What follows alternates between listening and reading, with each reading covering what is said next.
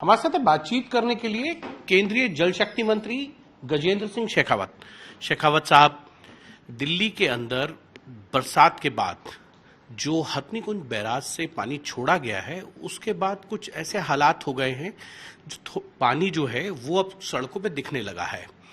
अरविंद केजरीवाल जो दिल्ली के मुख्यमंत्री अमित शाह को है कि हालात बहुत खराब हैं और 1978 जैसे हालात हो गए हैं जो बाढ़ के हुए। इसके लिए उन्होंने रिक्वेस्ट किया है कि हरियाणा का जो हथनीकुंड बैराज है वहां से पानी ना छोड़ा जाए, जिससे दिल्ली की स्थिति सही रहे, क्योंकि यहाँ G20 का एक सम्मेलन होना है। देखिए, केजरीवाल साहब ने जो पत्र लिखा है, मैं वहां से अपनी बात प्रारंभ करता हूं। हथनीकुंड बैराज से पानी न छोड़ा जाए ऐसा उन्होंने कहा। इंजीनियर हैं प्रधानमंत्री जी और अमित शाह जी, दोनों की एजुकेशनल क्वालिफिकेशन पर हमेशा प्रश्न चिन्ह खड़े भी करते हैं। तो न छोड़ा जाए इसके बजाय समाधान बताते कि वो कहां ले जाया जाए। उन्होंने लिखा है हथनीकुंड बैराज से पानी न छोड़ा जाए। बैराज में पानी का स्टोरेज नहीं होता है, वो पानी जितना आता है उतना प्रवाहित किया जाता है। जो है वाटर टेबल इंक्रीज करने के लिए कि रोक करके और नहरों में पानी प्रवाहित किया जा सके या पानी का प्रवाह की दिशा मोड़ी जा सके, इतने ही उपयोग होता है।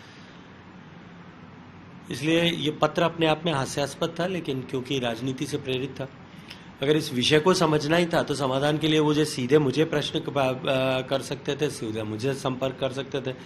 और दिल्ली सरकार के सचिवालय से गृह मंत्री जी के नॉर्थ ब्लॉक तक जाने के बीच में तो मेरा कार्यालय आता था, मुझे बात भी कर सकते थे। मैंने तो खुद उनसे सामने बढ़ करके आगे बातचीत की थी। फोन पे उनसे भी बात की, दिल्ली के LG साहब से भी बातचीत की, मैंने दिल्ली के चीफ सेक्रेटरी से भी बात की और उनको हालात के बारे में बताया था कि अभी जिस तरह की सूचनाएं मुझे CWC ने दी हैं, हम निरंतर इसके ऊपर दृष्टि बनाए हुए हैं।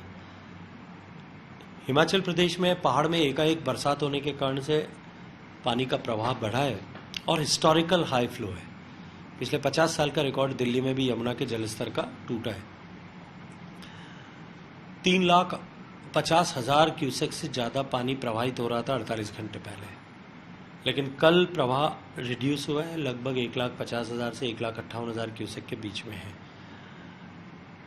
क्योंकि दिल्ली में आज जो पानी गुजर रहा है ये 44-45 घंटे पहले हथनीकुंड से निकला था। तो अगले 24 घंटे में जिस तरह से पिछले 24 घंटे में प्रवाह कम हुआ है, अगले 24 घंटे में दिल्ली में भी उसका असर हो जाएगा और ये प्रवाह कम हो जाएगा।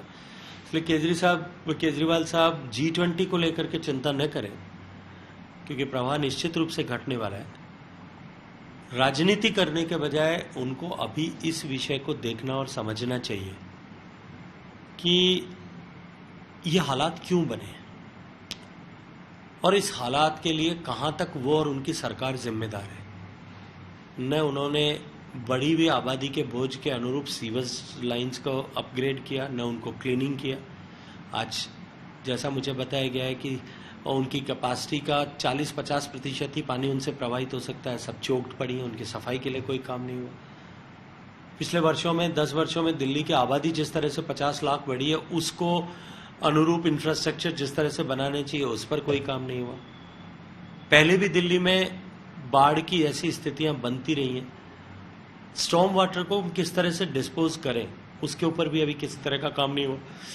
उन्होंने अपने पत्र में ही लिखा है कि दिल्ली में बरसात न होते हुए भी हिमाचल की बरसात के कारण से जो है बाढ़ की स्थिति है। अब कल्पना करिए कि आज अगर पिछले 2 दिन में दिल्ली में भी उसी स्तर पर बरसात हो रही होती तो दिल्ली के हालात क्या होने वाले थे, क्योंकि यमुना पानी लेना है 78 से भी बदतर हो जाते क्या? निश्चित रूप से। तो इन सब व्यवस्थाओं के लिए सबक लेकर के अभी से आने वाले समय के लिए तैयारी करने का समय है।